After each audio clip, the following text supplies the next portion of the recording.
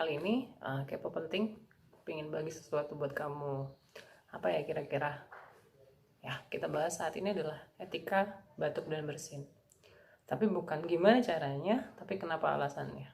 Oke, etika batuk dan bersin biasanya kita gunakan adalah baju atau lengan baju bagian dalam. Seperti ini ya teman-teman. Kenapa sih nggak menggunakan dua tangan aja? Akan lebih simpel ya. Alasannya gini, ketika kamu menggunakan lengan bagian dalam, maka virus akan menempel di lengan bagian dalam ini dan tidak langsung menulari orang lain.